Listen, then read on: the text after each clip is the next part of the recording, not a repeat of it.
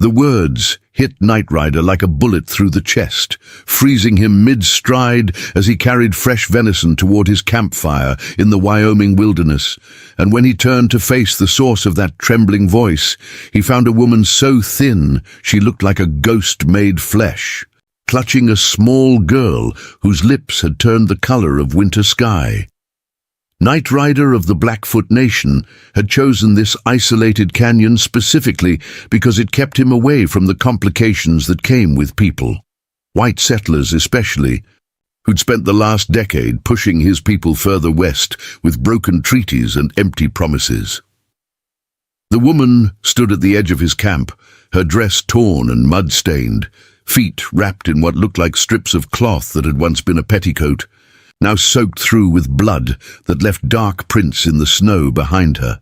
She swayed on those ruined feet, one arm wrapped protectively around a little girl who couldn't have been more than 6 years old, the child's face pressed against her mother's side in a way that spoke of too many cold nights and not enough food. "Please," the woman said again, her voice cracking on the single word, and Knight Rider could see the effort it took for her to remain standing, to keep her chin lifted despite the obvious agony of every breath she drew.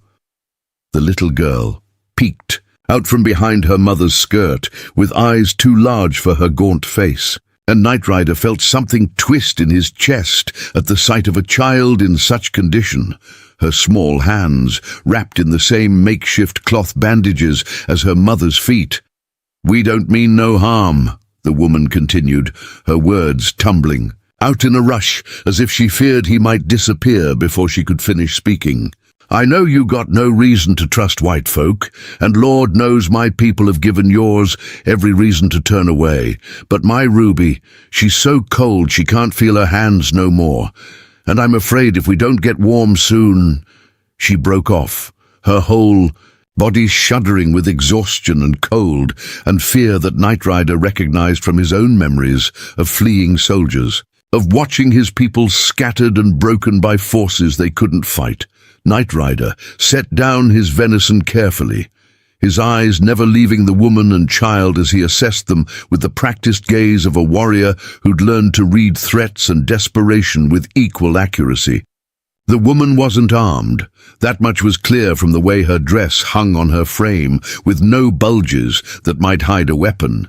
And the child looked barely conscious, her small face pale, except for 2 spots of unnatural color high on her cheeks, that Knight Rider recognized as the dangerous flush of fever setting in.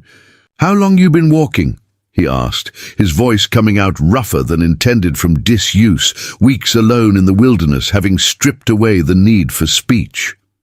The woman blinked at him, surprise flickering across her face as if she hadn't expected him to speak English, which told Knight Rider everything he needed to know about the kind of white settlers she'd encountered before. 3 days, she whispered, and her voice broke on the words like ice, cracking under too much weight. "Maybe 4. I lost track. After the second night when Ruby stopped asking how much further we had to go, Knight Rider felt his jaw tighten at the image her words painted. A woman and small child walking through early winter wilderness for days without proper supplies or shelter, and he found himself wondering what kind of desperation could drive someone to such extremes.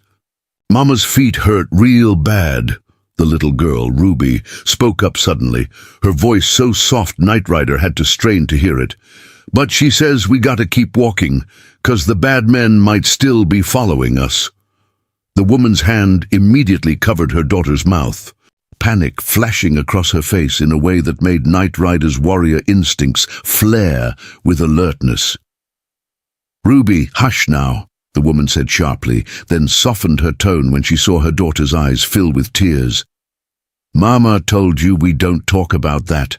Remember, we talked about keeping our secrets safe." Knight Rider studied them both with renewed interest, noting the way the woman's eyes kept darting back toward the canyon entrance, as if expecting pursuit, the protective way she positioned herself between her child and any potential threat, the haunted quality in her expression that spoke of recent trauma. "Sit," he said finally, gesturing toward the fire that crackled and popped with comforting warmth. "Get the child near the heat, before she loses fingers to frostbite." The woman's legs gave out completely at his words, as if permission to stop moving had released whatever force of will had been holding her upright, and she sank to her knees in the snow with a sound that was half sob, half prayer. "Thank you," she gasped, tears streaming down her face as she tried to crawl toward the fire while still supporting her daughter. Thank you. I didn't know if anyone would help us, didn't know if we'd make it through another night." Knight Rider moved to help, before he'd consciously decided to do so, his hands gentle as he lifted the small girl and carried her toward the warmth. Feeling how light she was, how her body shook with cold that had settled deep into her bones. Ruby didn't protest being carried by a stranger, which told Knight Rider that the child had been pushed far beyond normal fear into a state of exhausted acceptance that made his heart ache with memories of other children he'd seen broken by circumstances beyond their control. He settled Ruby on his own sleeping furs near the fire, noting how her teeth chattered so hard she couldn't speak, how her small hands were indeed without feeling when he touched them, the skin gone white and waxy in a way that required immediate attention. The woman had managed to crawl to the fire's edge, and Knight Rider could see now the full extent of her condition, the way her dress hung on a frame that had clearly lost significant weight recently, the hollow quality to her cheeks that spoke of weeks without proper food, the purple shadows under her eyes that told of sleepless nights filled with fear. "What's your name?" Knight Rider asked, as he began unwrapping Ruby's hands with careful efficiency, checking for signs of severe frostbite that might require more drastic measures. "Caroline Walsh," the woman said, then hesitated before adding, "but most folks call me Carrie, and this here's my daughter Ruby. She's 6 years old, and the bravest little girl you ever did meet." Knight Rider glanced at the child, who was starting to whimper as feeling began returning to her hands in painful waves, and he saw the way she bit her lip to keep from crying out, the fierce determination in her young eyes that reminded him of his own sister at that age. "I'm called Knight Rider," he said simply, not offering his Blackfoot name because that was sacred and not for sharing with strangers.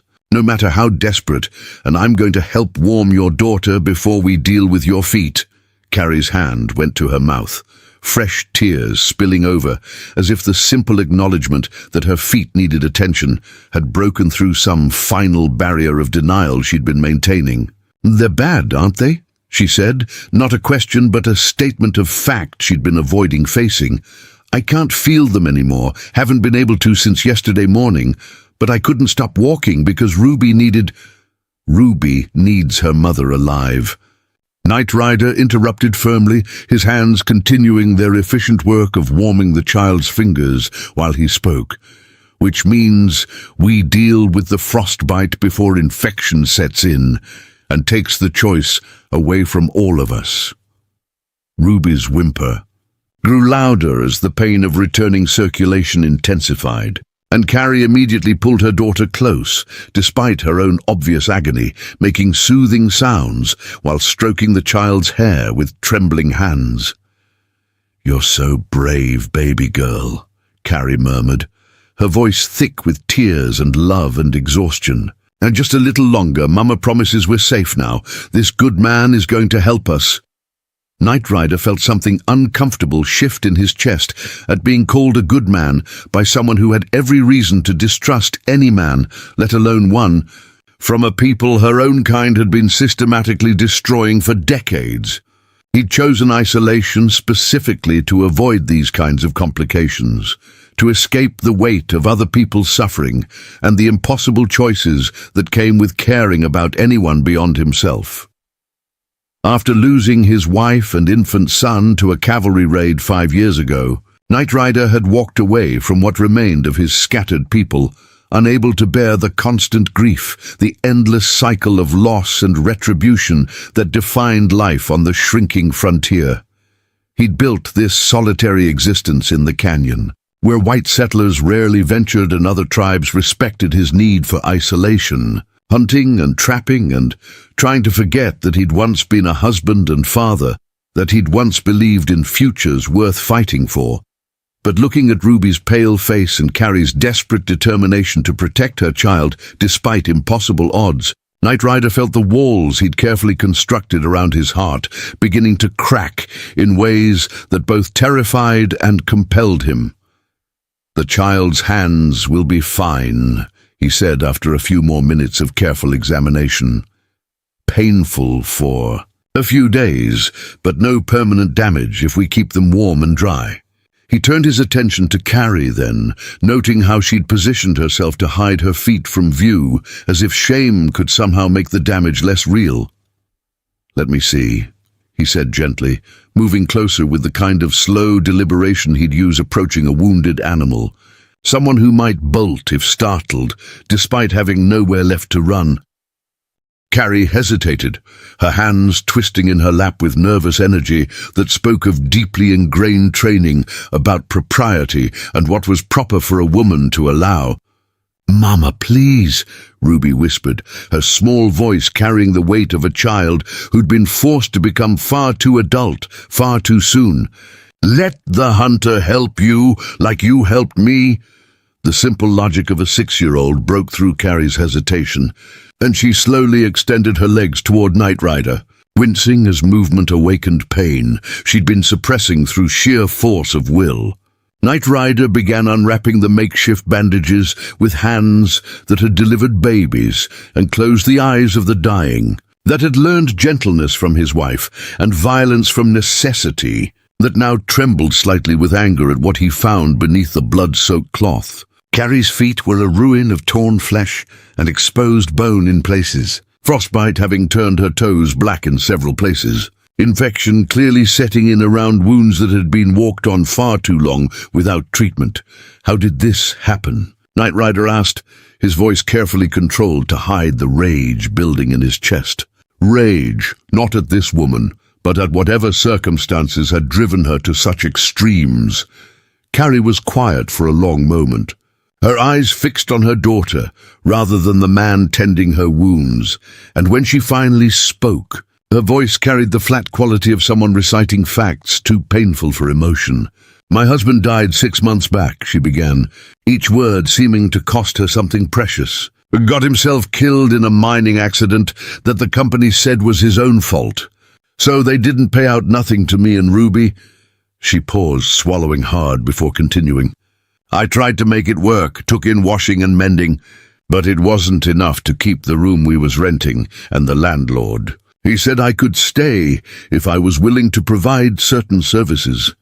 Knight Rider's hands stilled on her feet, understanding flooding through him at what she wasn't quite saying directly. The kind of proposition that desperate women face daily in frontier towns, where men outnumbered women 10 to 1. "I told him no," Carrie continued, her voice gaining strength with fierce pride. "I told him I'd rather sleep in the street than sell myself that way, and he said that was fine by him, but I was taking my bastard daughter with me when I went." Ruby made a small sound of distress at the word bastard, and Carrie immediately reached for her daughter's hand in silent apology for letting the ugly term slip out.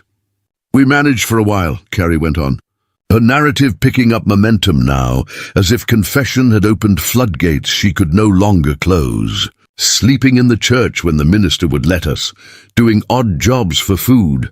But then winter started coming early, and I knew we couldn't survive on the streets."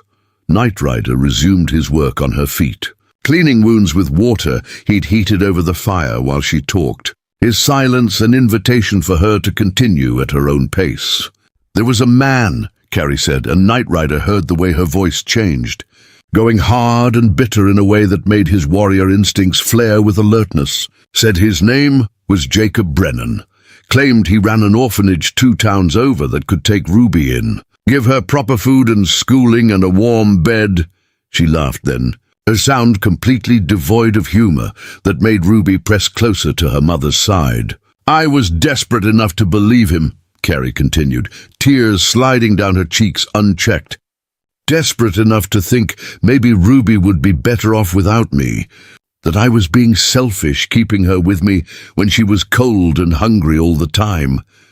Knight Rider could see where this story was heading, could feel the rage building in his chest at the predictable cruelty of men who preyed on desperate women and vulnerable children. "It wasn't no orphanage," Carrie said flatly, her voice going dead in a way that Knight Rider recognized from his own people's stories of betrayal and broken promises. It was a work camp, children brought in under false pretenses and kept there doing factory labor for 14 hours a day with barely enough food to keep them standing.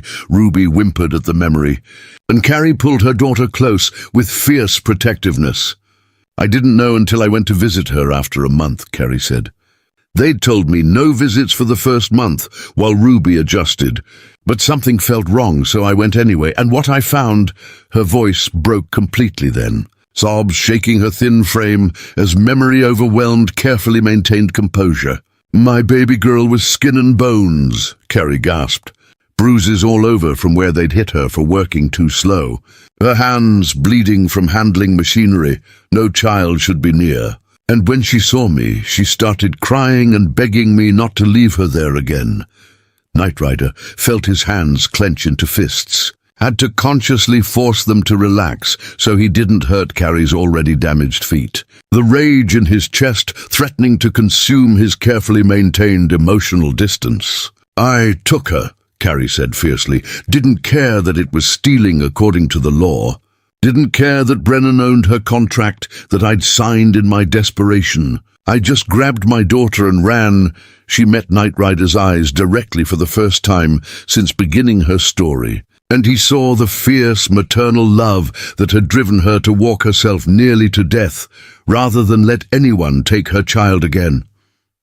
"He's been hunting us ever since," Carrie finished quietly, her gaze dropping back to Ruby's sleeping form, exhaustion having finally claimed the child, despite the pain of her warming hands. "They got men working for him who'll do anything for money, and they've been tracking us across 3 territories, always just a day or two behind."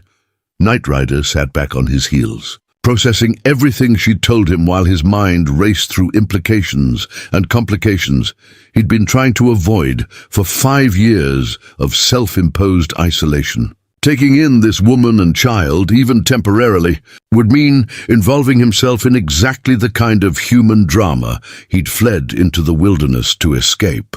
But looking at Ruby's pale face, at the fierce determination in Carrie's eyes despite her body's obvious collapse, at the evidence of a mother's love that had driven her to impossible extremes, Knight Rider felt something he thought had died with his wife and son beginning to stir back to life.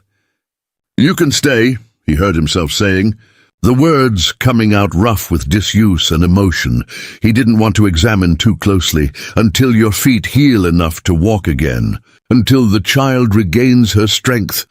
Carrie's face crumpled with relief so profound it was painful to witness, her hands covering her mouth as sobs of gratitude and exhaustion shook her entire body. "But we need to be clear about something," Knight Rider continued, his voice taking on the hard edge of someone stating non-negotiable terms. "If these men tracking you are as determined as you say, they'll find this canyon eventually, and when they do, there will be violence." He met Carrie's eyes with the directness of a warrior, stating brutal truths. "I won't let them take the child," Knight Rider said simply, "which means I'll have to kill anyone who tries, and that blood will be on both our hands." Carrie wiped her eyes with the back of her hand, her chin lifting with the same stubborn pride that had carried her through 3 days of walking on ruined feet. "Then I guess we'll both have blood on our hands," she said quietly, reaching out to stroke Ruby's hair with infinite gentleness. "Because I'd rather die fighting than let them put my daughter back in that hell." Knight Rider nodded once, acknowledging the pact they'd just made without fully understanding all its implications, knowing only that something fundamental had shifted in his carefully isolated existence. As he returned to tending Carrie's feet, cleaning and bandaging wounds that would take weeks to heal properly, Knight Rider felt the walls he'd built around his heart continuing to crack. He'd chosen isolation to escape the pain of caring, to avoid the inevitable loss that seemed to follow everyone he allowed himself to love. But perhaps, he thought, as Ruby stirred in her sleep and Carrie's hand found her daughter's with instinctive protectiveness, perhaps some things were worth the risk of pain. Perhaps some battles were worth fighting even when you'd sworn to walk away from war. The fire crackled and popped, casting dancing shadows across the canyon walls, while wind whistled through the rocks above. And Knight Rider realized that his solitary existence had just come to an irrevocable end. Morning came to the canyon, with the harsh clarity of winter sunlight reflecting off snow. And Knight Rider woke to a sound he hadn't heard in 5 years. The soft humming of a woman going about domestic tasks as if such normalcy still existed in a world that had tried its best to crush her spirit. He'd spent the night sitting upright against a boulder, his rifle across his knees and his senses tuned to every sound that might signal approaching danger. Years of survival instinct refusing to let him sleep deeply, even when exhaustion pulled at his consciousness. Carrie had fallen into fevered sleep shortly after he'd finished bandaging her feet, her body finally surrendering to the damage she'd inflicted on it through 3 days of relentless walking. And he'd covered her and Ruby with his spare furs while taking first watch, now impossibly. She was awake and attempting to move around the camp, despite feet that should have kept her immobile for weeks. Her jaw set with determination that Knight Rider recognized as both admirable and dangerously foolish. "What are you doing?" he asked, his voice coming out sharper than intended as he watched her limp toward his supplies with movements that clearly cost her significant pain. Carrie startled at his voice, nearly losing her balance before catching herself against a rock outcropping. And when she turned to face him, her cheeks flushed with embarrassment that seemed out of place given everything she'd survived. "Making myself useful," she said, lifting her chin with that stubborn pride he was beginning to recognize as her default response to vulnerability. "You gave us shelter and warmth and probably saved Ruby's life. Least I can do is prepare a proper breakfast." Knight Rider stood, his joints protesting the night spent in one position, and crossed to where she stood with the kind of purposeful stride that made her take an involuntary step backward. "You can make yourself useful by staying off those feet," he said firmly, taking the coffee pot from her hands with movements that were gentle despite his gruff tone. "Infection is already setting in, and if you push too hard too fast, you'll lose toes or worse." Carrie's face went pale at his words, her hand reaching instinctively toward where Ruby still slept peacefully by the fire, and Knight Rider saw the calculation happening behind her eyes, weighing the cost of permanent injury against her need to not be a burden. "I can't just lie there being useless," Carrie whispered, her voice breaking on the admission. "I've got to earn our keep somehow. Got to prove we're worth the trouble of helping." The desperation in her tone made Knight Rider pause, recognition flooding through him at the psychology of someone who'd learned that survival depended on constantly proving their value to others. "You're not a servant," he said quietly, surprising himself with the gentleness that crept into his voice. "And this isn't a transaction where you owe me labor in exchange for basic human decency." Carrie blinked at him, confusion crossing her face, as if the concept of help without strings attached was so foreign she couldn't quite process it. "I don't understand," she said finally, her hands twisting in the fabric of her torn dress. "Everyone wants something, even people who seem kind at first. They always want something eventually." Knight Rider felt something cold settle in his chest at the worldview her words revealed. A lifetime of betrayals and disappointments that had taught her to distrust kindness as a precursor to exploitation. "I want you to sit down and let your feet heal," he said simply, gesturing toward the furs by the fire. "And I want your daughter to wake up warm and fed instead of cold and hungry. That's the extent of what I want from you." Carrie studied his face with the intensity of someone who'd learned to read lies in men's expressions. searching for the hidden agenda that her experience told her must exist somewhere beneath his words. Whatever she saw in his eyes must have satisfied some internal test, because she finally nodded and allowed him to help her back to the sleeping area, though her body remained tense with the expectation of demands that would surely come eventually. Ruby stirred as her mother settled beside her, small hands reaching out instinctively to ensure Carrie's presence before the child's eyes even opened fully. "Mama!" Ruby's voice was rough with sleep and lingering illness, but stronger than it had been the night before, warming and rest having already begun their healing work. "I'm right here, baby girl," Carrie murmured, pulling her daughter close with the fierce protectiveness that Knight Rider was beginning to understand defined every aspect of her existence. "We're safe, and the kind hunter is going to make us breakfast." Ruby's eyes found Knight Rider across the camp, studying him with the solemn evaluation that children applied to new adults in their lives, deciding whether this stranger represented safety or threat. "You're really tall," Ruby observed after a moment, her childish directness cutting through the tension that adults built with their complicated histories and broken trust. "Taller than Papa was, and you got really long hair?" Knight Rider felt an unexpected smile tug at his mouth, the first genuine expression of amusement he'd experienced in longer than he could remember. "My people don't cut their hair except in mourning," he explained, keeping his voice gentle as he prepared coffee and began heating jerky and roots for their breakfast. "It's part of who we are." Ruby considered this information with the seriousness children brought to learning new facts about their world. They nodded, as if his explanation made perfect sense to her 6-year-old logic. "Mama cuts my hair sometimes 'cause it gets tangly," Ruby offered, apparently deciding Knight Rider had passed whatever test she'd been conducting. "But I wish I could grow it really long like yours." Carrie's hand smoothed her daughter's hair with automatic maternal affection, and Knight Rider caught the shine of tears in her eyes at hearing Ruby engage in normal childhood conversation after weeks of survival mode that had stripped away such innocent exchanges.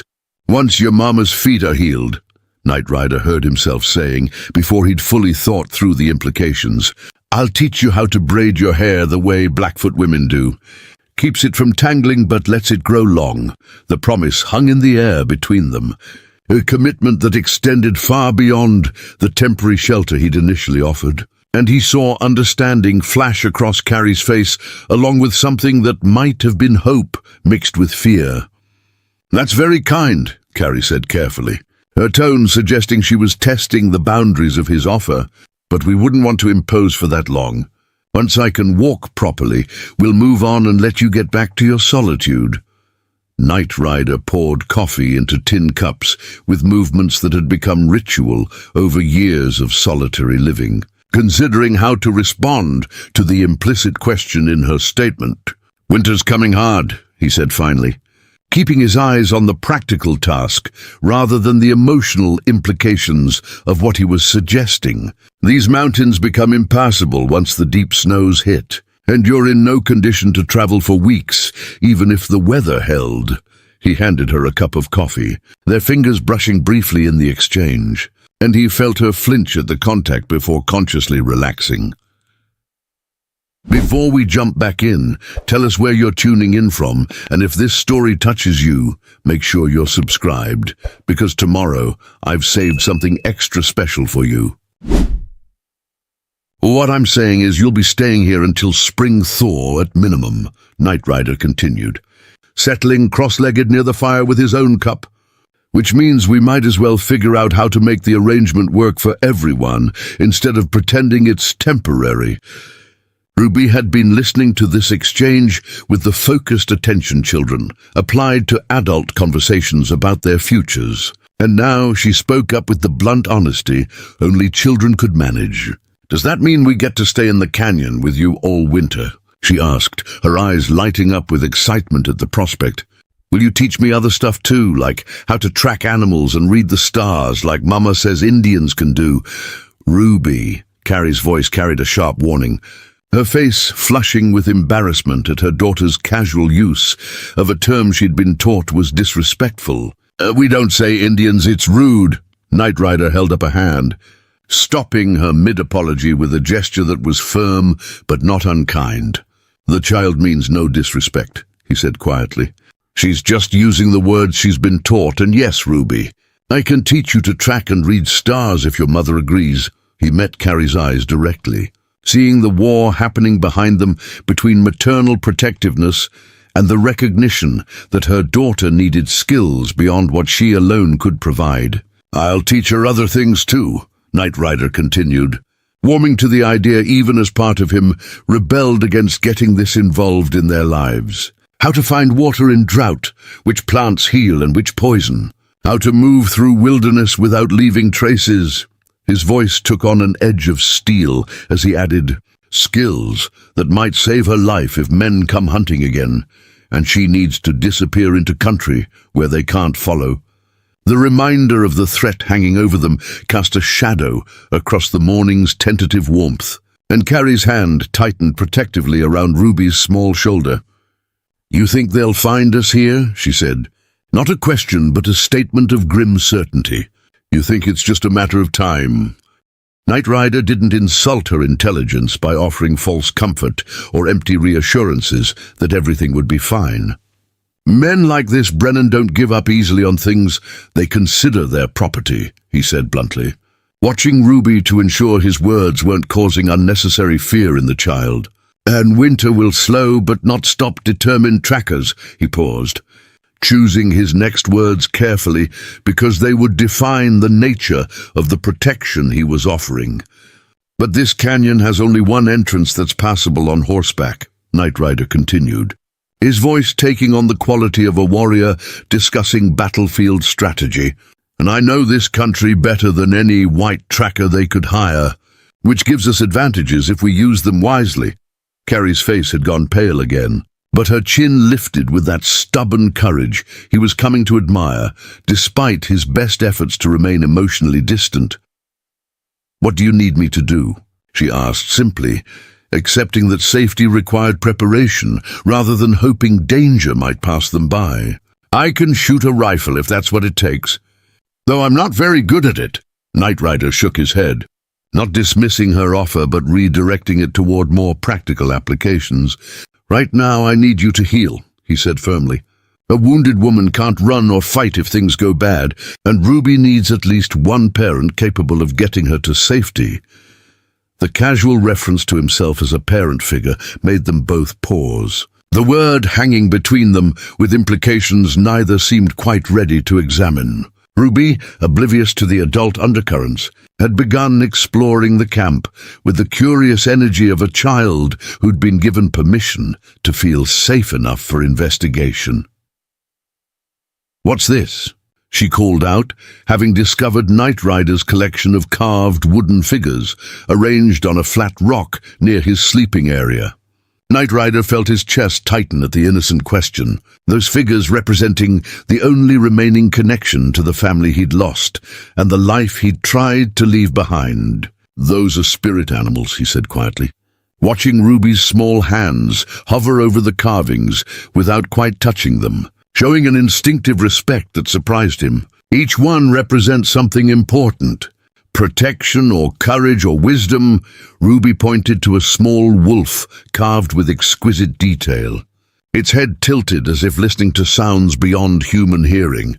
"Is this one you?" she asked with the intuitive leap children made connecting symbols to reality. "Because you're called Knight Rider and wolves hunt at night?"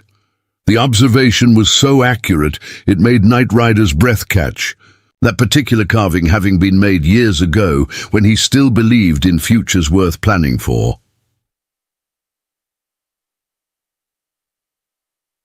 "That's the wolf that runs with the night wind," he said, the words coming from half-forgotten stories his grandmother had told him as a child.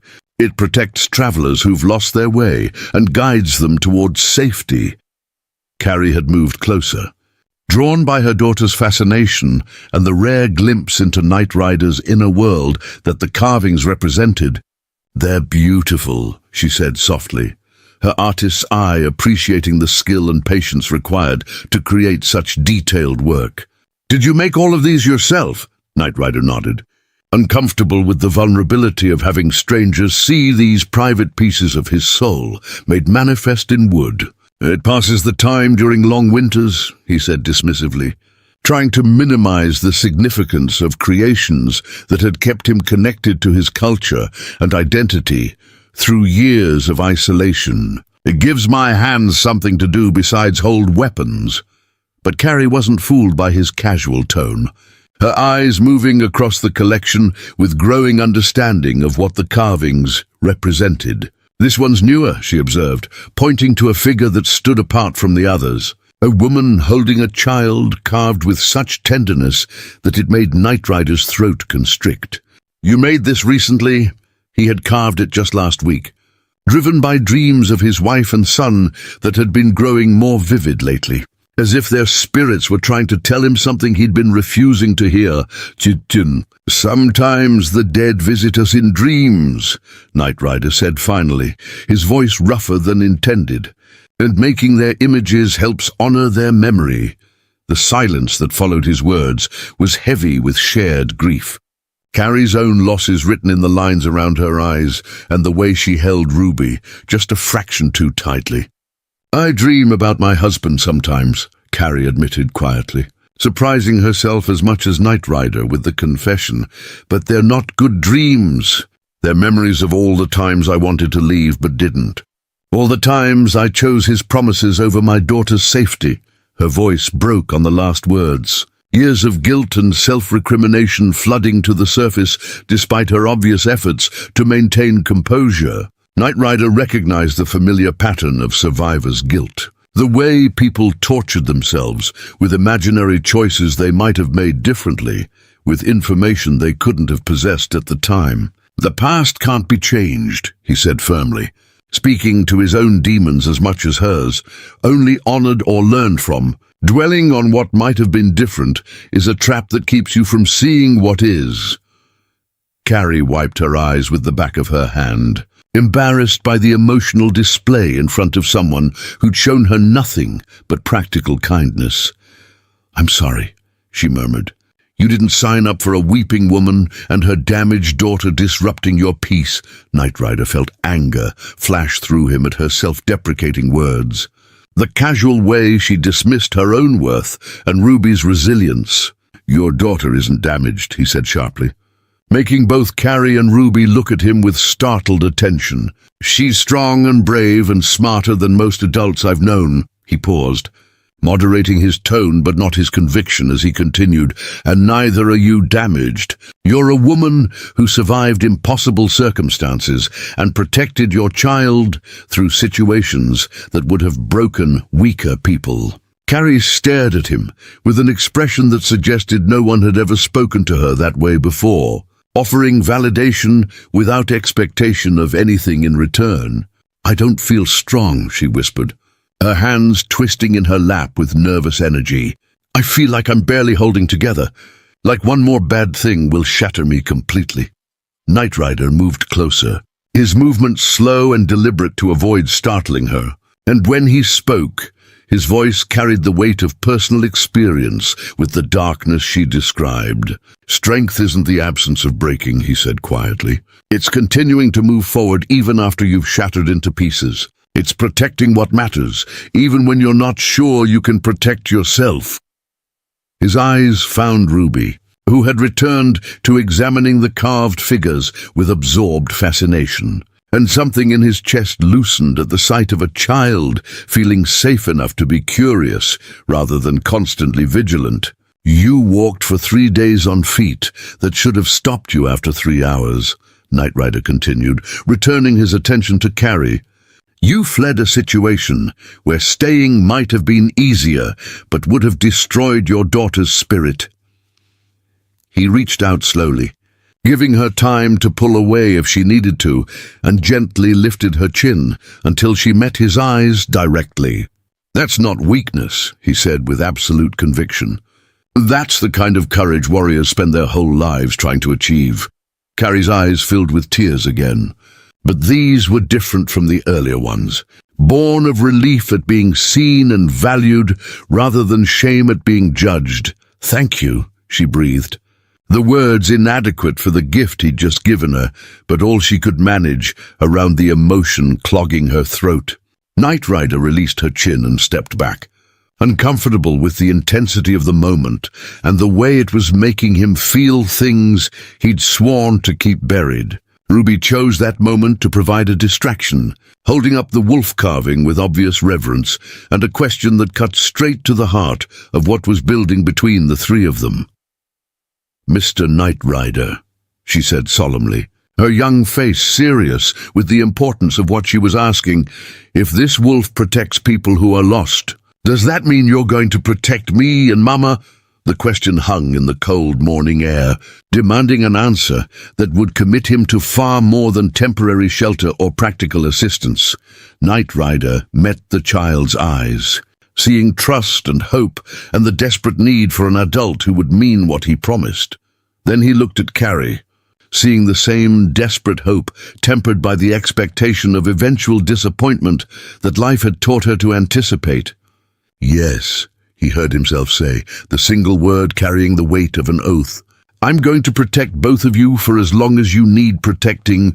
Ruby's face lit up with joy, so pure it made Knight Rider's chest ache with memories of his own son's laughter, and she immediately launched herself at him in an exuberant hug that caught him completely off guard. He stood frozen for a moment, unused to physical affection after years of solitude, then slowly brought his arms around the small body pressed against him with the fierce trust only children could offer. Over Ruby's head, Knight Rider's eyes met Carrie's, and he saw tears streaming down her face, mixed with something that might have been the first stirrings of hope that maybe, impossibly, they'd found safety that wouldn't be snatched away. "Thank you," Carrie mouthed silently, and Knight Rider nodded in acknowledgement of the responsibility he'd just accepted. As Ruby chatted excitedly about all the things she wanted to learn, and Carrie allowed herself to relax for the first time in months, Knight Rider felt the walls around his heart continuing to crumble. He'd thought isolation would protect him from the pain of loss, but these two people had shown him in less than a day that some things were worth the risk of caring again. The morning sun climbed higher, warming the canyon and driving back the night's cold. And Knight Rider began teaching Ruby her first lesson in tracking, while Carrie watched with maternal pride. None of them noticed the single set of boot prints in the snow at the canyon's entrance, evidence that they'd already been found. The scream that shattered the afternoon's peaceful rhythm came from Ruby, her small voice cutting through the canyon like a knife blade across glass. And Knight Rider was moving before his conscious mind had fully processed the sound. Rifle in hand and every warrior instinct screaming danger, he found the child standing at the canyon's narrow entrance, her small body frozen in terror as she stared at something in the snow that made Knight Rider's blood run cold with recognition and fury. Bootprints, at least 3 different sets, circling the perimeter of his camp in a pattern that spoke of reconnaissance rather than chance encounter. And worse, drag marks where someone had clearly been examining his supplies and equipment while they slept. "Ruby, get back to your mother now," Knight Rider commanded, his voice carrying the kind of absolute authority that made the child obey without question, despite her terror. Carrie appeared at the camp's edge, moving faster than her injured feet should have allowed, maternal instinct overriding pain as she pulled Ruby into her arms with shaking hands. "They found us," Carrie whispered, her face draining of color as understanding crashed through the fragile sense of safety they'd built over the past 2 days. "God help us. They actually found us already."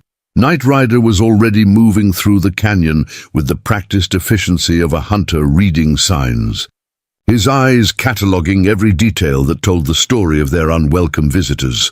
3 men, all wearing boots made by the same manufacturer, which suggested they worked together rather than being random trappers. And they'd been here sometime during the early morning hours, while Knight Rider had finally allowed himself to sleep deeply for the first time since Carrie and Ruby arrived. The realization that he'd let his guard down at exactly the wrong moment sent rage and self-recrimination flooding through him in equal measure. "How long ago?" Carrie asked, having followed him despite his silent command to stay back. Her voice steady, despite the fear he could see in her white-knuckled grip on Ruby. 4 hours, maybe 5, Knight Rider said grimly, his fingers tracing the edges of the boot prints with professional assessment. They circled the camp, counted our supplies, probably watched us sleep. He paused, his jaw clenching as he found something that made his warrior's blood run even colder. A small cloth doll lying in the snow just beyond the camp's perimeter, clearly dropped there deliberately as a message, and when Carrie saw it, her gasp of recognition told Knight Rider everything he needed to know. "That's Ruby's," Carrie breathed, her hands going to her mouth as the implications crashed through her.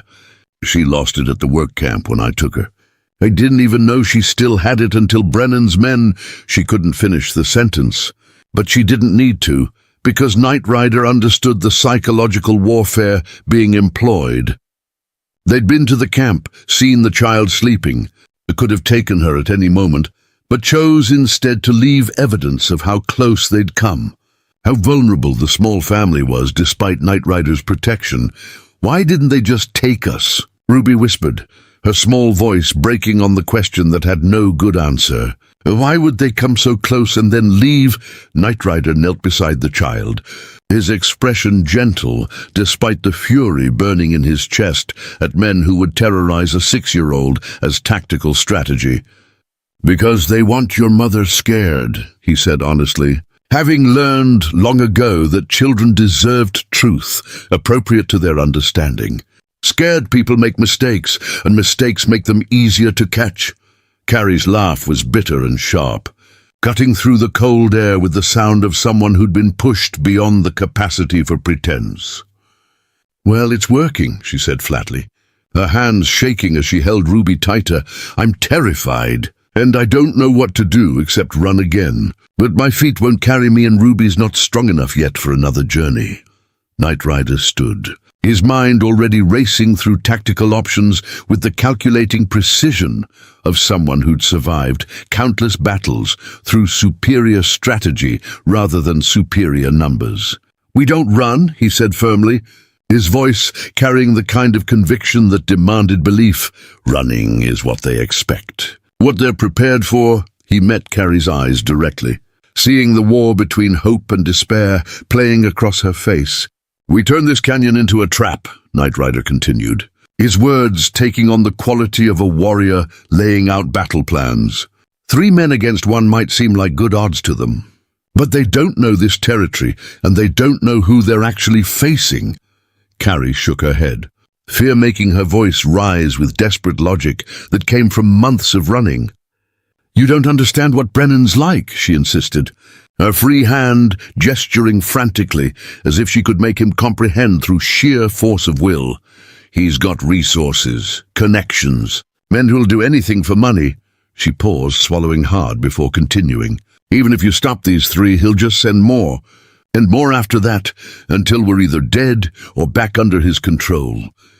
Knight Rider felt something cold and hard settle in his chest, the same feeling he'd experienced before every battle during his years as a warrior, when peace had failed and violence became the only language enemies understood. "Then I'll kill every man he sends," Knight Rider said quietly, his voice carrying absolute conviction that made even Carrie stop her frantic protests, "until he understands that some prey is too dangerous to hunt."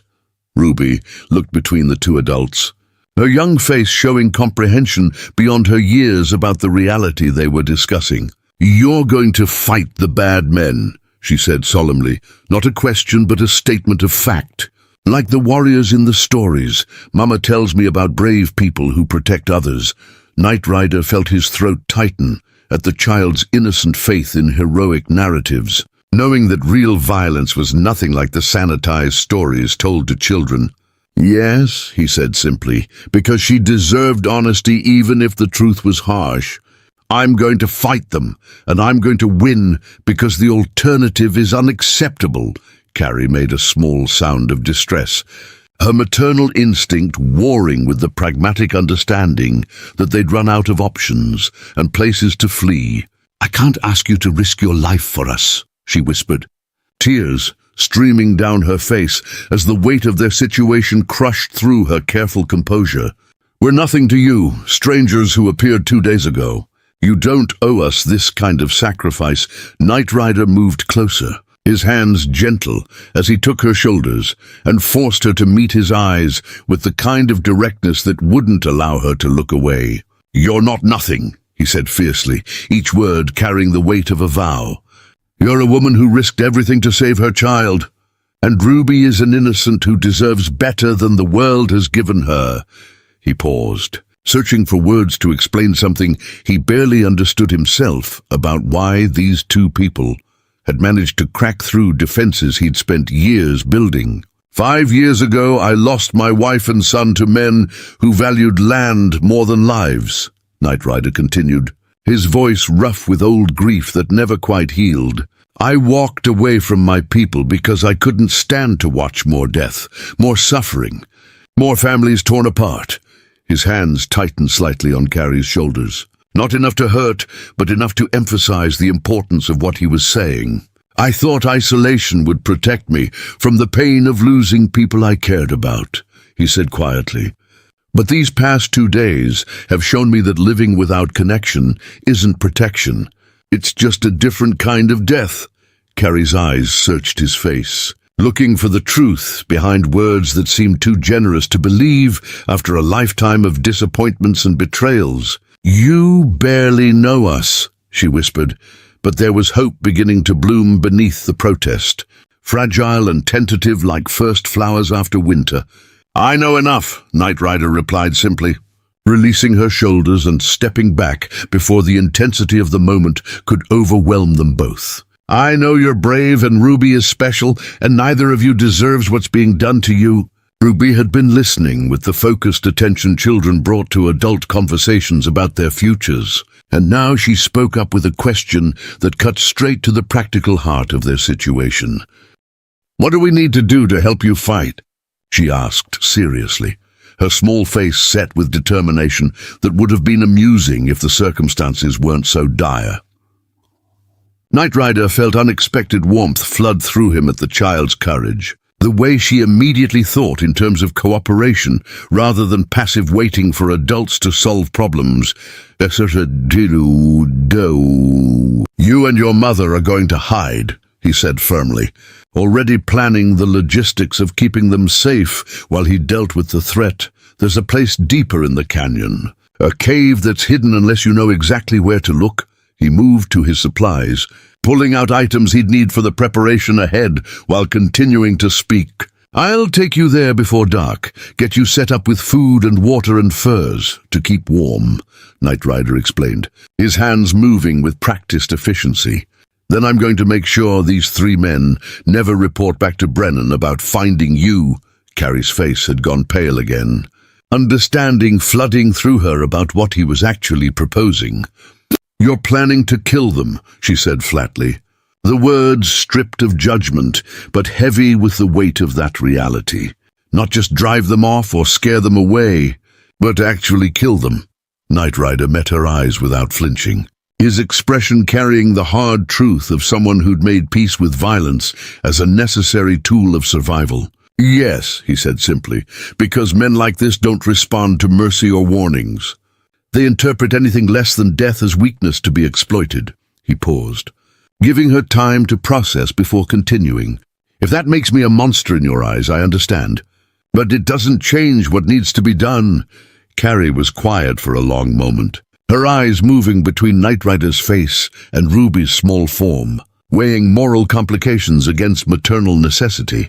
"It doesn't make you a monster," she said finally, her voice steady despite the tears on her cheeks. "It makes you someone willing to do what I couldn't, what I've been too weak or too scared or too bound by rules that don't apply anymore." She wrapped her arms around herself as if holding together pieces that threatened to fall apart. "I spent months trying to find a civilized solution," Carrie continued, bitterness creeping into her tone. "Talked to sheriffs who said they couldn't help without proof. Went to churches who offered prayers but not protection. Begged officials who cared more about paperwork than a child suffering." Her voice rose with each word, years of frustration and helplessness pouring out in a flood she could no longer contain. "So if the only solution left is violence," Carrie said fiercely, meeting Knight Rider's eyes with newfound steel in her own, "then I won't judge you for providing it. I'll thank God someone finally cared enough to act." Knight Rider felt something shift in his chest at her words, recognition of a kindred spirit who'd been pushed beyond the boundaries of conventional morality by circumstances that allowed no gentle options. "Then we understand each other," he said quietly, returning to his preparations with renewed focus. Ruby had been watching this exchange with wide eyes, processing adult realities about violence and protection in ways that would have been disturbing if she hadn't already been forced to mature far beyond her years. "Will it hurt them?" she asked suddenly, her small voice cutting through the tension. "The bad men, when you fight them, will they be scared like they made me scared?" The question revealed layers of trauma beneath Ruby's surface resilience, the desire for her tormentors to experience even a fraction of the terror they'd inflicted on her. Knight Rider knelt beside the child again, his large hands gentle as he took her small ones. "Yes," he said honestly, "because she deserved truth even when it was uncomfortable.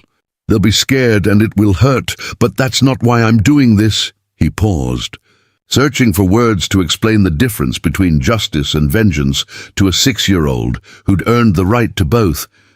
"I'm fighting them because they're dangerous and they won't stop hunting you," Knight Rider continued, his voice carrying patient explanation. "Not because I want them to suffer, even though they deserve suffering for what they've done." Ruby considered this distinction with the seriousness she brought to all important matters, then nodded slowly. "Mama says revenge makes us just like the bad people," Ruby said carefully, clearly repeating lessons she'd been taught. "But protecting people we love is different." The casual way she included Knight Rider in the category of people she loved hit him with unexpected force, a reminder that children gave their hearts far more readily than adults who'd learned to guard such gifts carefully. "Your mama's a wise woman," Knight Rider said, his voice rough with emotion he didn't quite know how to process.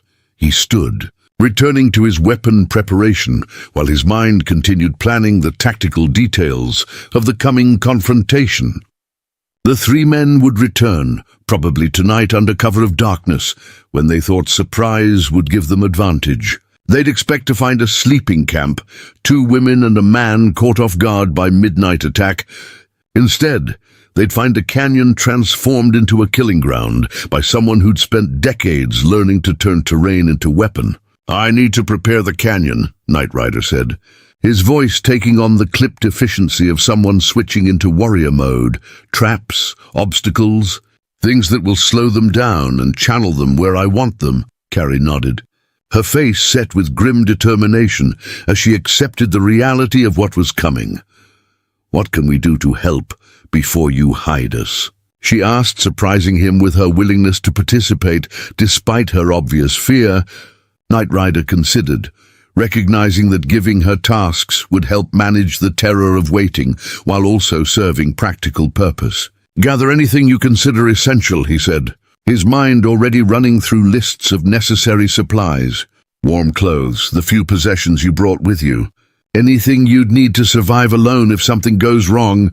The implication hung heavy between them, the unspoken reality that he might not survive the coming fight, and they'd need to be prepared to flee into wilderness with only what they could carry. Preparing and narrating this story took us a lot of time, so if you are enjoying it, subscribe to our channel. It means a lot to us now. Back to the story. Carrie's face went white at the thought, but she nodded and moved to follow his instructions without voicing the fear that Knight Rider could see clearly written in her expression. Ruby followed her mother, but paused to look back at Knight Rider with an intensity that seemed far too old for her young face. "You're going to come back, right?" she asked, vulnerability breaking through her attempted bravery. "You're not going to die like Papa did and leave us alone again?" Knight Rider felt his heart clench at the question. the absolute trust in her voice, despite every adult in her life having previously failed to keep such promises. "I'm going to do everything in my power to come back," he said carefully, refusing to make promises that circumstances beyond his control might break. "And if something does go wrong, I've made sure you and your mother have everything you need to survive." It wasn't the absolute reassurance Ruby wanted, but it was honest, and she seemed to sense that his refusal to offer false certainty was itself a kind of respect. "Okay," Ruby said simply, then surprised him by crossing back and wrapping her small arms around his waist in a fierce hug. "But you have to try really hard to win, because I just started to feel safe again." Knight Rider's arms came around the child automatically, and he felt something crack in his chest at the weight of responsibility her trust represented. Over Ruby's head, his eyes met Carrie's, and he saw his own determination reflected back at him. These people had become his to protect, and he would burn the world before letting anyone drag them back to suffering. As afternoon faded toward evening, Knight Rider worked with silent efficiency to transform his peaceful canyon into something far more dangerous. Tripwires hidden in snow, sharpened stakes concealed beneath deadfall, narrow paths that forced single-file travel through killing zones. All the knowledge he'd accumulated through decades of warfare applied now to protecting the small family sleeping in his hidden cave. When darkness finally fell complete, Knight Rider took his position with rifle and knife, and the cold certainty that some battles couldn't be avoided. The only question was, who would still be standing when morning came? And as the first sounds of approaching horses drifted through the night air, Knight Rider felt a grim smile cross his face. These hunters had no idea they'd just become the prey. The first man died without ever knowing what killed him, Knight Rider's arrow taking him through the throat as he dismounted in the canyon's entrance, and the silence that followed his gurgling collapse was more terrifying to his companions than any war cry could have been. Knight Rider watched from his elevated position as the remaining two men froze in their saddles, their eyes scanning the darkness frantically for the source of the attack, while their hands fumbled for weapons with the clumsy panic of men who'd expected easy prey. "Johnson's down," the taller man hissed, his voice carrying clearly through the cold night air. "Someone get a torch lit. We can't see nothing in this damn canyon." The second man, younger and clearly less experienced, dismounted with shaking hands and began striking flint for light, not understanding that he was making himself the perfect target. Knight Rider's second arrow caught him in the chest before the torch could catch flame, the impact driving him backward into the snow with a wet thump that echoed off canyon walls. The remaining man, the tall one who'd spoken, finally showed some intelligence by abandoning his horse and diving behind a boulder, his voice rising in a shout that mixed fear with fury. "Brennan said there was just one redskin up here," he yelled, his words revealing both his employer and his fatal assumption about numbers. "Whoever you got helping you, this ain't worth dying over." Knight Rider remained silent, knowing that fear and imagination would do more damage than any response he could offer, letting the man's mind populate the darkness with threats far worse than reality. Minutes stretched like hours as the surviving hunter tried to calculate odds and options from behind his inadequate cover, his breathing audible even from Knight Rider's position 20 yards away. "Look," the man tried again, desperation creeping into his voice as he realized his tactical situation was hopeless.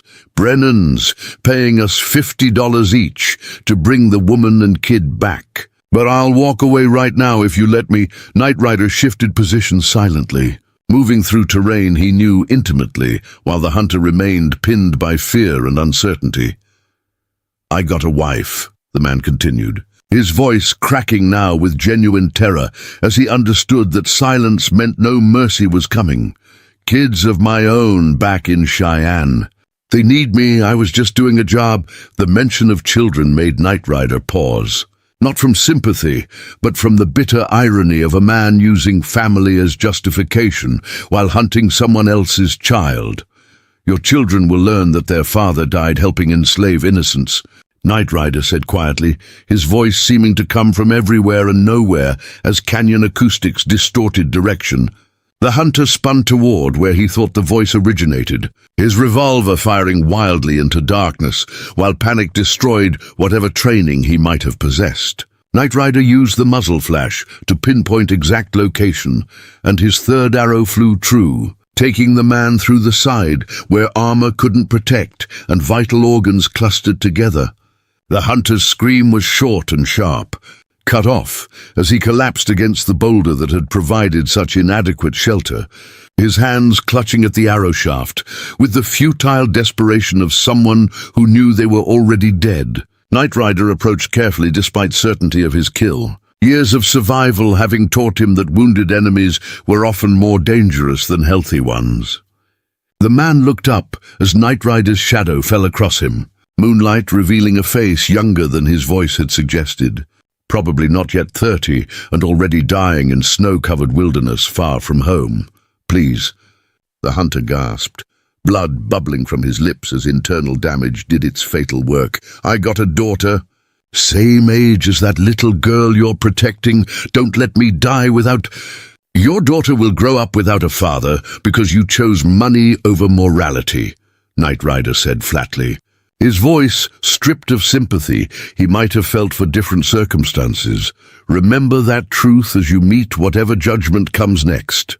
The man tried to respond, but death claimed him mid-breath, his eyes going glassy as life fled and left only empty flesh behind.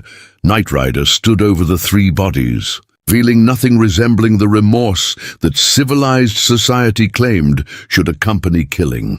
These men had chosen their path when they accepted payment to hunt a woman and child, and their deaths served as message to anyone else Brennan might send. But as Knight Rider began the grim work of disposing of bodies where they wouldn't be easily found, he felt the familiar weight of violence settling into his bones. This was the 4th, 5th, and 6th men he'd killed since leaving his people, and each death added to the collection of ghosts that haunted his dreams and reminded him of what he'd become. Not a warrior fighting for his people's survival, but a solitary killer who'd found new justifications for the violence that came so naturally to his trained hands. The thought sent him spiraling into the dark places in his mind that he usually kept carefully locked away. Questions about whether protecting Carrie and Ruby was genuine morality, or just another excuse to do what he'd always been good at. Dawn was breaking over the canyon rim by the time Knight Rider finished his grim work. 3 graves shallow but sufficient, 3 horses released to find their own way back to civilization. He stood at the canyon entrance, watching sunrise paint the sky in shades of gold and crimson that reminded him of blood and fire. His hands shaking with exhaustion and something deeper that felt like the foundations of his identity cracking. The sound of footsteps behind him made Knight Rider spin with knife drawn, before his conscious mind identified Carrie's limping gait. She stood 20 feet away, having emerged from the hidden cave, despite his explicit instructions to stay concealed. Her face pale but determined as she took in the scene. "You told us to stay hidden until you came for us," she said quietly, her eyes moving across the canyon, noting details that told story of violence and death. "But when you didn't come by dawn, I got scared that—" Her voice broke as understanding flooded through her about what his absence had meant, what he'd been doing through the long, dark hours. "You killed them," Carrie whispered. "Not accusation, but statement of fact. All 3 of them." Knight Rider nodded once, not trusting his voice around the emotions churning in his chest. Carrie moved closer, her damaged feet making her wince with each step, but maternal need to understand overriding physical pain. "Are you hurt?" she asked, her hands reaching toward him before stopping short as if uncertain whether touch would be welcome after what he'd done. Knight Rider looked down at himself, noting blood splatter on his clothes and hands that he'd been too numb to clean. Evidence of violence that painted him as exactly the savage white society claimed his people to be. "None of it's mine," he said flatly. his voice rough from hours of silence and internal warfare. "The men are dead and buried, where they won't be easily found." He paused, forcing himself to meet Carrie's eyes, despite shame that threatened to choke him. "You should take Ruby and leave." Knight Rider continued, the words tasting like poison on his tongue. "I'm not the protector you need. I'm just another killer who found convenient justification for doing what comes naturally." Carrie's expression shifted from concern to something fierce and protective that Knight Rider hadn't expected. "Don't you dare," she said, her voice rising with anger that surprised them both. "Don't you dare try to make yourself the villain after saving our lives." She closed the remaining distance between them, despite the pain each step caused. Her hands finding his blood-stained ones with deliberate intention. "Those men made their choices," Carrie continued, her grip tightening, as if she could physically prevent him from retreating into self-recrimination. "They chose to hunt a child for money, to work for a man who enslaves innocence, to ignore every opportunity to walk away." Her voice cracked with emotion, but she pushed forward. "You gave them chances I never would have," Carrie said fiercely, tears streaming down her face now. "You let them leave, you warned them, and when they refused every opportunity for mercy, you did what had to be done." Knight Rider felt something break inside him at her words. The careful walls he'd built around his guilt and shame crumbling under the weight of her absolute conviction. "I've killed so many people," he whispered, the confession torn from depths he'd never intended to expose. "Soldiers and settlers and anyone who threatened my family. And when I couldn't save them anyway, I thought the killing would stop." His hands turned in Carrie's grip, clutching at her fingers like they were the only solid things in a world that had gone liquid and unstable. "But it never stops," Knight Rider continued, his voice breaking on words he'd never spoken aloud. "The violence just finds new justifications, new targets, new reasons why this time it's different." Carrie pulled him down to her level with surprising strength for someone so recently near death, her hands cupping his face with the kind of fierce tenderness only someone who understood brokenness could offer. "It is different," she insisted, her eyes boring into his with intensity that demanded he believe her. "Those soldiers killed your family for land. You killed these men to protect innocence. Can't you see the difference?" Knight Rider wanted to believe her, wanted to accept the moral distinction she was drawing, but years of internal warfare had taught him that justifications were just stories people told themselves to sleep at night.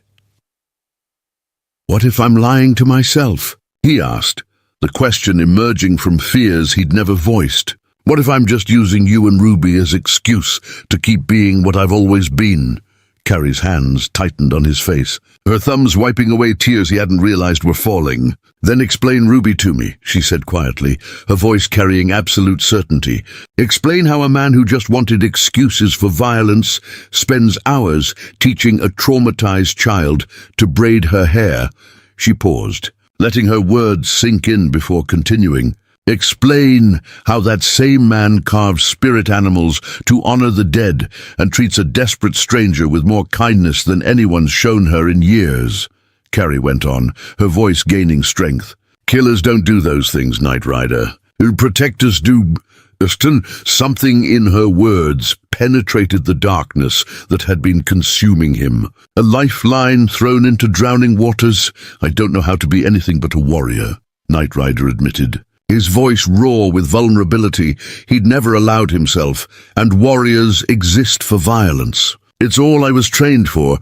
Carrie's expression softened, understanding flooding through her about the weight of identity and purpose that he'd been carrying. "Then maybe it's time you learned that warriors can also be healers," she said gently, one hand moving from his face to rest over his heart. "That protecting life is just as important as taking it." She leaned forward, pressing her forehead against his in a gesture of intimacy that had nothing to do with romance and everything to do with shared survival. "You gave Ruby and me our lives back," Carrie whispered, her breath warm against his face, not by killing those men, but by offering shelter when we had nowhere else to go, by treating us like we mattered when the world said we didn't. Knight Rider felt his arms come around her almost involuntarily, pulling her close while his mind struggled to process what she was offering.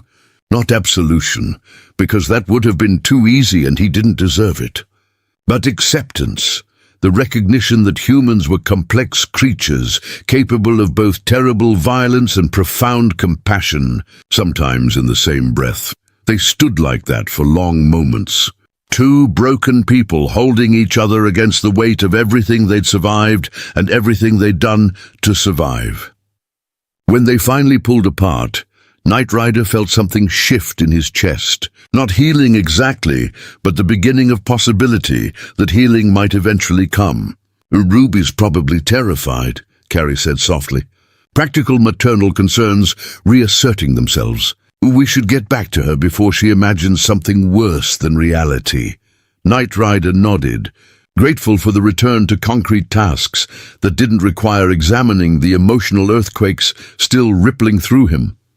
They found Ruby sitting at the cave entrance, her small face tight with the kind of worry that children wore when adults disappeared for too long. "Mama!" Ruby cried, launching herself at Carrie with the desperation of a child who'd been imagining worst possibilities. "You were gone so long and I heard noises and I thought, 'I'm safe, baby girl,'" Carrie murmured, pulling her daughter close while meeting Knight Rider's eyes over Ruby's head. "We're all safe now." Ruby pulled back enough to look at Knight Rider, her young face showing the calculation children made when trying to understand adult realities. "Did you win?" she asked simply, the question carrying layers of meaning about violence and protection and what winning actually meant. Knight Rider knelt to her level, his large hands gentle on her small shoulders. "The bad men won't be hunting you anymore," he said carefully, offering truth without details a 6-year-old didn't need. "But winning doesn't always feel good. Sometimes it just feels necessary."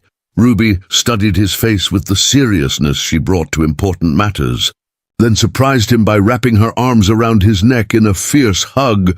"Thank you for keeping us safe even when it made you sad," she whispered against his shoulder, her child's intuition cutting straight to truths adults tried to hide. Knight Rider's arms came around the small body, and he felt something in his chest crack open completely at her absolute trust despite everything.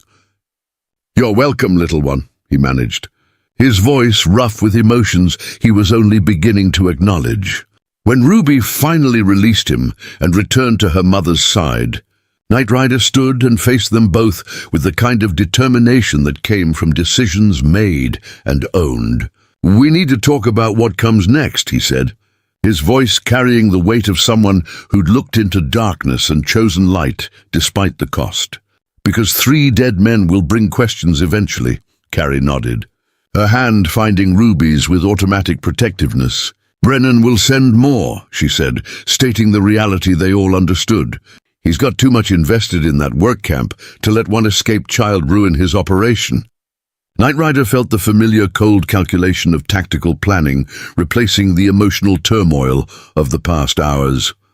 "Then we don't wait for him to come to us," he said, the words forming a plan even as he spoke them. "We take the fight to him. Expose what he's doing to authorities who'll actually care." Carrie's eyes widened with hope and fear in equal measure. "You mean go to the territorial marshal?" she asked, her voice rising with the desperate possibility that legal solutions might still exist. "But I tried that before. Nobody believed me over Brennan's paperwork." Knight Rider's expression hardened with the kind of determination that had carried him through countless impossible situations. "They didn't have 3 bodies and a witness willing to testify about what really happens at that camp," he said firmly. "And they didn't have a Blackfoot warrior willing to bring war to their doorstep if justice fails." The threat in his words was clear, a promise that one way or another, Ruby would be free and Brennan would pay for his crimes. Carrie's face showed the war between hope and learned helplessness. Years of disappointment fighting against the possibility that this time might be different. "You'd really do that?" she whispered, her voice breaking on the question. Risk everything to bring him down when you could just send us away and go back to your isolation? Knight Rider met her eyes with absolute certainty. I can't go back, he said simply, the truth of it settling into his bones with the weight of permanence. Whatever I was before you knocked on my camp is gone, burned away by everything that's happened since. He paused, his gaze moving to include Ruby in his next words. You're my family now, Knight Rider continued, the declaration feeling both terrifying and inevitable, which means your fight is my fight, and I don't abandon family.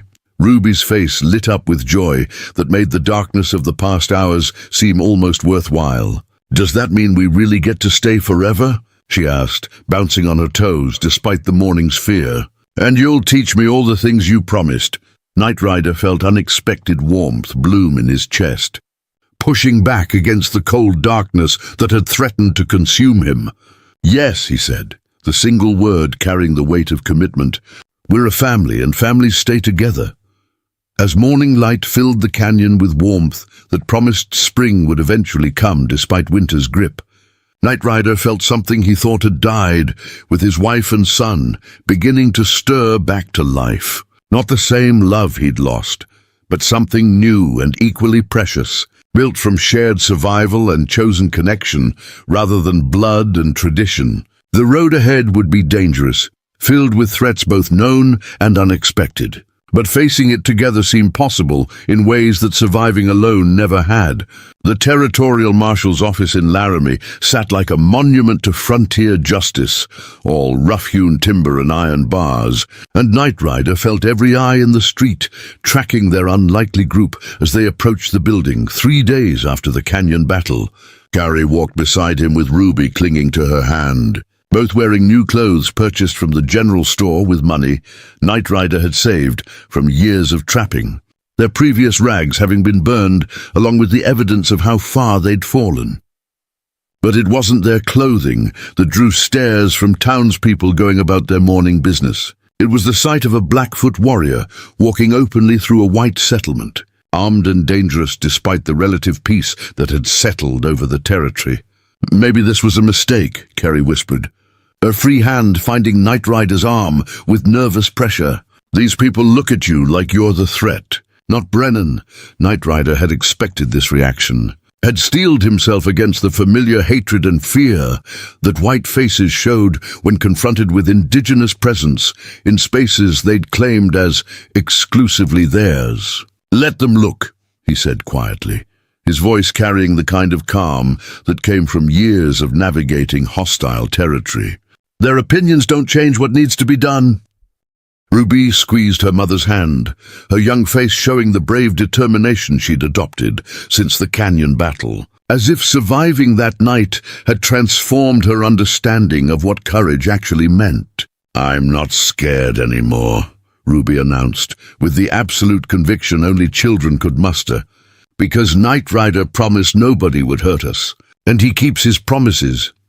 The simple faith in her words made something warm bloom in Knight Rider's chest, despite the cold reception they were receiving from the town. Marshal William Crawford looked up from his desk as they entered, his weathered face showing the kind of wary assessment lawmen developed after years of dealing with frontier complications. He was older than Knight Rider expected, probably pushing 60, with grey threading through his beard and scars that spoke of a younger man's violent encounters with outlaws and hostile tribes. We don't allow Indians in town without proper escort, Crawford said flatly, his hand moving toward the rifle propped against his desk with practiced casualness. Territorial law says a lot of things, Knight Rider interrupted, his voice carrying the kind of authority that made the marshal pause mid-reach, including that children can't be sold into forced labor under the guise of orphanage placement. Crawford's eyes narrowed, his attention shifting from Knight Rider to Carrie and Ruby with renewed interest. Mrs. Walsh, the marshal said slowly, recognition dawning across his features. Jacob Brennan filed a report 3 weeks ago claiming you kidnapped your daughter from his legally operated children's home. Carrie's face went white at the mention of Brennan's name. but she lifted her chin with that stubborn pride Knight Rider had come to admire. "He's a liar," she said clearly, her voice steady despite the tremor in her hands. "That facility isn't a children's home. It's a work camp where kids are exploited for factory labor under conditions that would make grown men weep." Crawford leaned back in his chair, his expression shifting from hostile suspicion to something approaching professional interest.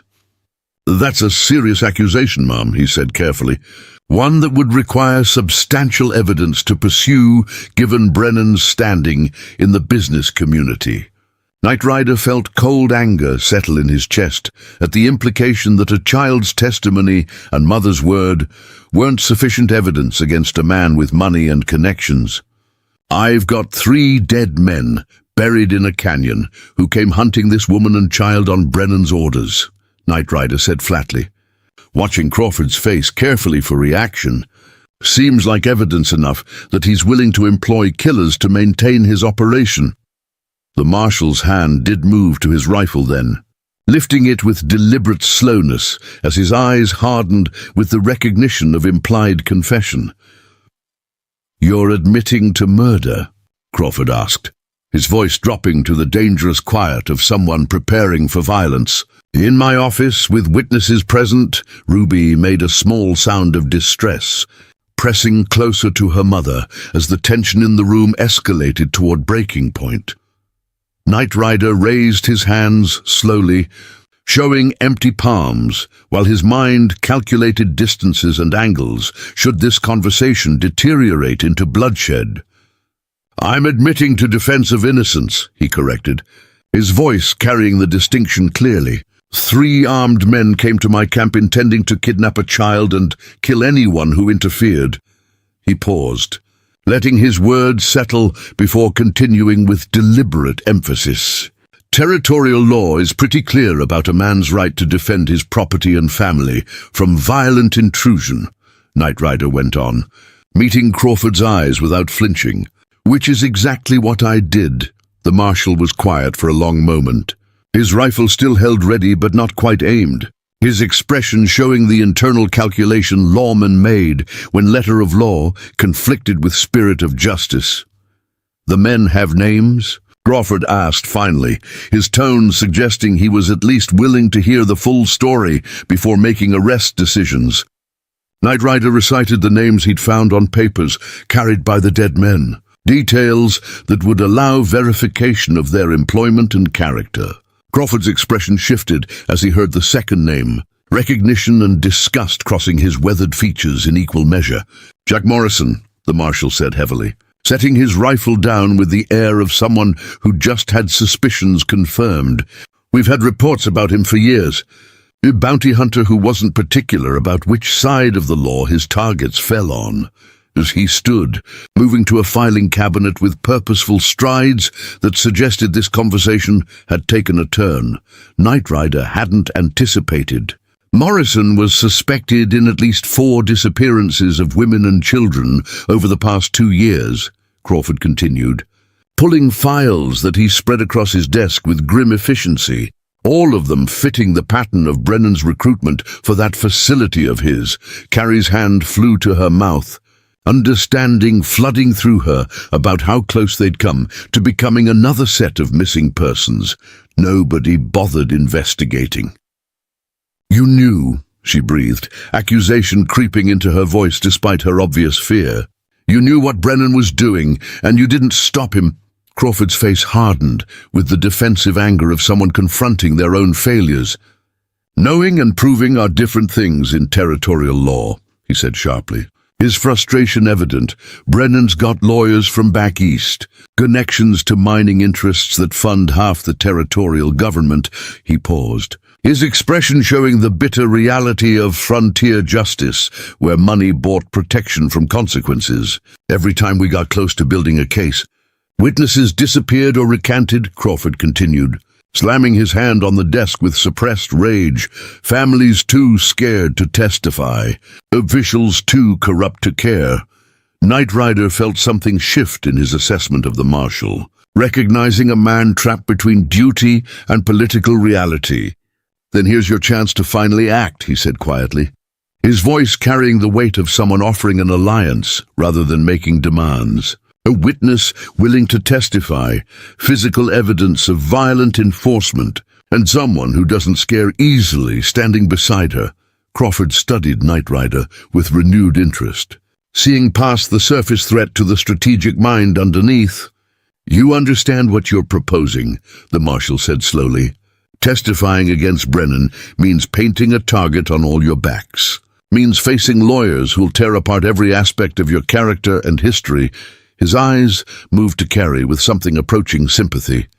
They'll call you an unfit mother who abandoned your child, Crawford warned, his tone making clear this wasn't speculation, but certainty. They'll claim you're an immoral woman who seduced this warrior into helping you cover up your own crimes. Carrie's face flushed with anger and humiliation at the accusations she knew were coming. But her voice remained steady.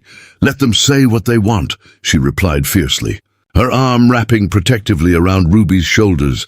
I've survived worse than cruel words, and my daughter deserves justice even if it costs me everything. Ruby looked up at her mother with the kind of fierce pride children showed when they realized their parents were capable of extraordinary courage. I'll tell them what it was really like, Ruby offered, her small voice carrying unexpected strength. I'll tell them about the machines that hurt my hands and the man who hit me when I cried. Crawford's expression softened slightly at the child's determination, and Knight Rider saw the moment the marshal made his decision. All right, Crawford said heavily, settling back into his chair with the air of someone committing to a course of action that would bring him nothing but trouble. I'll ride out to the canyon tomorrow, document the scene, and file official reports. He paused, his eyes moving between the three of them, with warning written clear across his face. But you need to understand something, Crawford continued, his voice dropping to serious gravity. Brennan's not just going to roll over because we've got evidence. Men like him fight dirty when cornered. Knight Rider nodded, having expected nothing less from someone who'd built an empire on exploiting the vulnerable. Then we fight dirtier, he said simply, his words carrying the promise of violence held in reserve but ready to deploy if legal channels failed. Crawford studied him for a long moment, then nodded with the understanding of one warrior recognizing another. Stay at the boarding house on Main Street, the marshal instructed, his tone shifting to practical logistics. I'll arrange protection while we build the case, but keep your weapons close and your backs to walls. As they left the marshal's office, Knight Rider felt the weight of what they'd just set in motion settling into his bones. They'd crossed a line from survival into active warfare against an enemy with resources and connections they couldn't match directly. But walking through the hostile streets with Carrie's hand, finding his and Ruby's small form pressed against his side, Knight Rider felt something he hadn't experienced in years, purpose beyond mere survival. A reason to fight that extended past personal vengeance into something approaching justice. The boarding house Crawford had recommended was run by a widow named Martha Chen, whose weathered face and capable hands spoke of frontier resilience that transcended racial boundaries. She took one look at their unlikely family and seemed to understand everything that mattered without requiring explanations. Rooms are $2 a night, Mrs. Chen said briskly, her eyes lingering on Ruby's too thin frame with maternal concern. Dinners included, and anyone who bothers my guests answers to me and my shotgun. The casual way she included Knight Rider in her protection made something loosen in his chest that he hadn't realized was tight. That night, lying in a real bed for the first time in weeks, Carrie finally allowed herself to believe they might actually survive what was coming. Ruby slept between them, her small body relaxed in ways it hadn't been since before the work camp, and Knight Rider found himself watching over them both with fierce protectiveness. Thank you, Carrie whispered into the darkness, her voice barely audible over Ruby's soft breathing, for everything you've done, everything you're still doing. Knight Rider was quiet for a moment, searching for words to explain what these two people had come to mean to him. "You gave me something to protect again," he said finally. His voice rough with emotion, he was still learning to express. "Something worth the risk of caring." Carrie's hand found his across Ruby's sleeping form, their fingers intertwining with the kind of intimacy that had nothing to do with romance and everything to do with shared survival. "We're going to win this," she said with fierce conviction, "because we have to. Because Ruby deserves a childhood and you deserve peace." Knight Rider squeezed her hand gently, wanting to believe her certainty, even as his warrior's mind calculated the 1,000 ways their plan could fail. But lying there in the darkness with his chosen family breathing softly beside him, Knight Rider allowed himself to hope that justice might actually prevail, that the powerful could be held accountable, that families formed by choice rather than blood could be just as real. Outside, the town of Laramie settled into night's quiet rhythm, unaware that the foundations of one man's corrupt empire were beginning to crack. And in a canyon 3 days' ride away, shallow graves held silent testimony to the cost of threatening people who'd finally found something worth fighting for. Morning would bring new challenges, legal battles that would test them in ways different from physical violence. But for now, in this moment of peace stolen from the chaos surrounding them, Knight Rider allowed himself to simply be not a warrior, not a killer, not a man defined by loss and grief, but a protector, a chosen father, a member of a family that had found each other against impossible odds, and that, he thought as sleep finally claimed him, was worth every risk they were taking. The trial lasted 3 weeks, and by the end of the first day, Carrie understood that justice in frontier territories had less to do with truth than with who could afford the better lawyers. Brennan sat at the defendant's table wearing expensive suits and practiced expressions of wounded innocence, flanked by attorneys from Denver who spoke in polished tones about charitable work and misunderstood intentions. Meanwhile, Carrie took the stand in her borrowed dress, facing questions designed to paint her as an unstable woman whose word couldn't be trusted against a respected businessman. "Mrs. Walsh," Brennan's lead attorney began, his voice dripping with false sympathy, "isn't it true that after your husband's death, you became unable to properly care for your daughter?" The question was designed to trap her into admitting failure. But Carrie had learned something about courage from watching Knight Rider face his demons. "What's true is that I lost my home and my income," she replied firmly, meeting the attorney's eyes without flinching. "But I never stopped being Ruby's mother, never stopped fighting to keep her safe." Knight Rider watched from the gallery as the attorney tried to use Carrie's desperation against her, his hands clenching into fists at the casual cruelty of twisting maternal love into weakness. But Carrie lifted her chin with that stubborn pride he'd come to love, refusing to let shame silence her truth. "I signed those papers because a man I trusted told me it was a school," she said clearly, her voice carrying to every corner of the packed courtroom. "What I found was a factory floor where my 6-year-old daughter had bruises from being beaten and hands bleeding from machinery." The courtroom erupted in whispers. But Marshal Crawford stood then, producing files that made Brennan's composure crack. "We have testimony from 23 other families," Crawford announced, his voice cutting through the noise, all describing similar conditions, all afraid to come forward until Mrs. Walsh showed them courage was possible. Ruby took the stand on the trial's 8th day, her small form dwarfed by the witness chair, but her voice carrying clearly as she pointed at Brennan with the directness only children possessed. "The man hit me when I cried for my mama," she said simply. "And he said children who didn't work hard enough didn't deserve to eat." The jury deliberated for 2 days, and when they returned with guilty verdicts on 12 counts of child endangerment and fraud, the courtroom erupted in cheers that spoke of justice too long delayed. Brennan was sentenced to 15 years in territorial prison, his assets seized to provide restitution to families he'd exploited. Knight Rider stood outside the courthouse, watching Carrie hold Ruby close, while other families approached to thank them for their courage. and he felt something fundamental shift in his understanding of what warrior meant. The wedding happened 6 weeks later, though the path to that day proved more complicated than any of them expected. Ruby woke screaming from nightmares 3 nights out of 7, her small body rigid with terror as she relived the work camp in dreams that wouldn't release their grip. Knight Rider would find Carrie sitting in Ruby's room at 2 in the morning, both of them exhausted but unable to sleep, and he'd join them without being asked.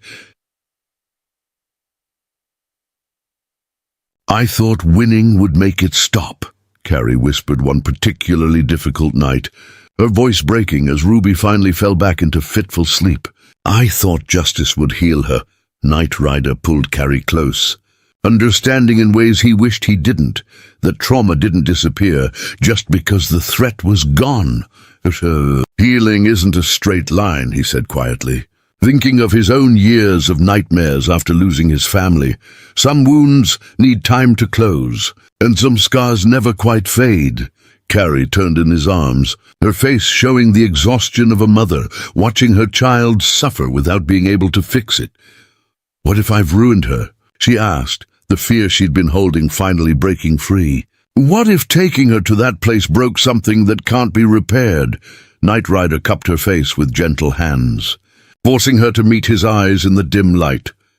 "You didn't break her," he said firmly. "Brennan did, and you're the one helping her heal by being here, by not pretending the trauma didn't happen." He paused, searching for words to explain something he'd learned through his own painful journey. "Ruby's going to carry scars from this," Knight Rider continued, his voice rough with honesty. "But scars don't mean broken, they mean survived. And with us beside her, she'll learn that survival can become strength."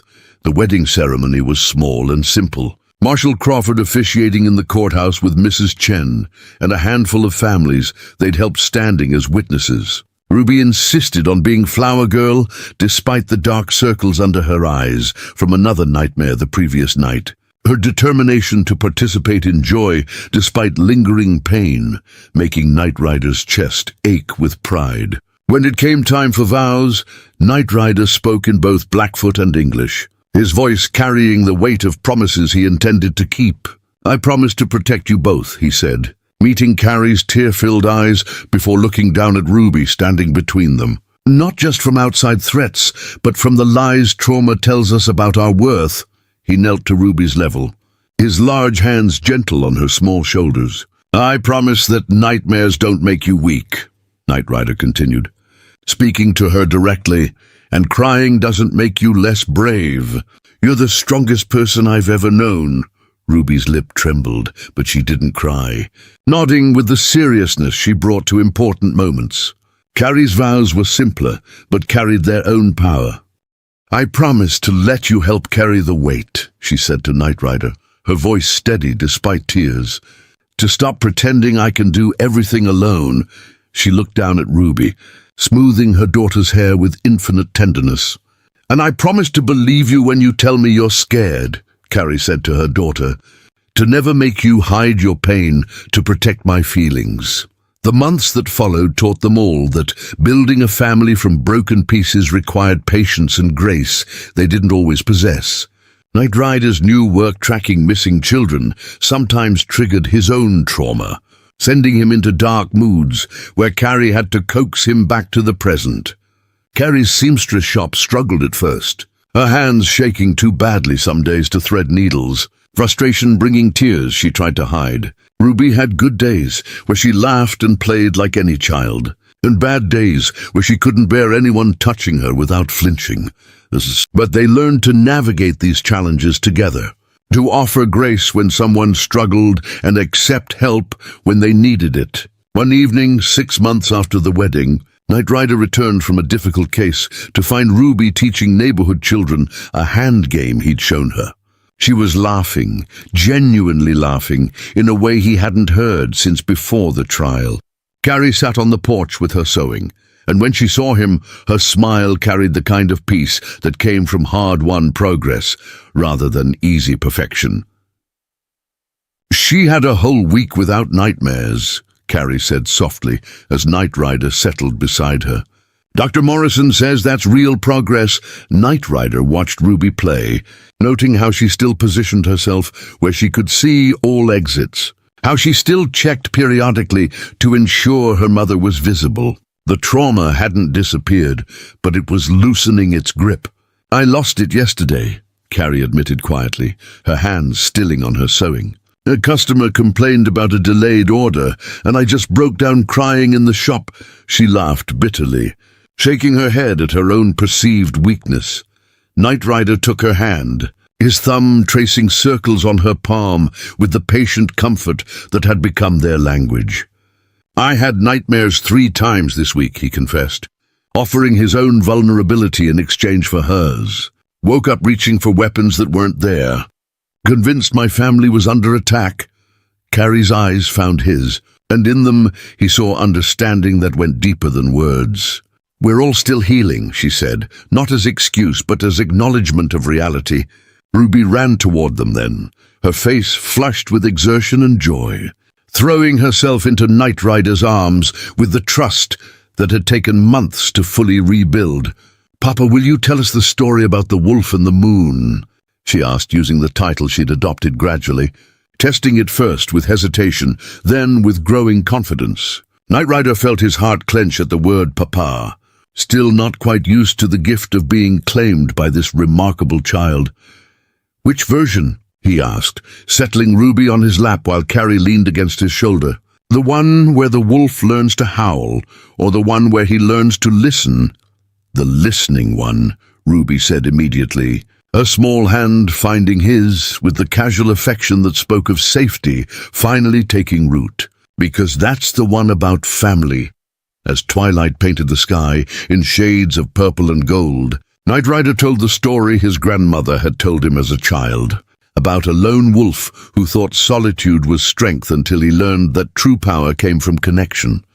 Ruby's eyes grew heavy as the story continued, her body relaxing completely against him in a way that still felt miraculous given how tense she'd been for so long. When she finally fell asleep, Carrie helped carry her inside, and they tucked her into bed with the night lamp burning low because complete darkness still frightened her. Standing in the doorway watching Ruby sleep peacefully for once, Knight Rider felt Carrie's hand slip into his. "It's not perfect," she whispered, voicing the thought they'd both been having. "We're all still carrying damage, still figuring out how to be a family." Knight Rider turned to face her, his free hand cupping her cheek with the gentleness that had replaced his earlier roughness. "Perfect would be boring," he said, a small smile tugging at his mouth. "We're real, we're healing, and we're choosing each other every day despite how hard it is." Carrie rose on her toes, pressing a kiss to his lips that tasted of tears and hope in equal measure. "I love you," she breathed against his mouth, "for seeing my broken pieces and loving me anyway." "I love you for the same reason," Knight Rider replied, pulling her close, "and for showing me that broken doesn't mean worthless." They stood in the quiet house they'd built together, scarred but standing, wounded but healing, imperfect but trying, and that, Knight Rider thought as he held his wife close, was the truest kind of victory, not the absence of pain, but the presence of people willing to face it together, not the erasure of trauma, but the slow, difficult work of building something beautiful from its aftermath.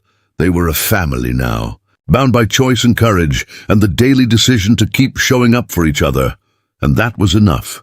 Up next, you've got 2 more standout stories right on your screen. If this one hit the mark, you won't want to pass these up.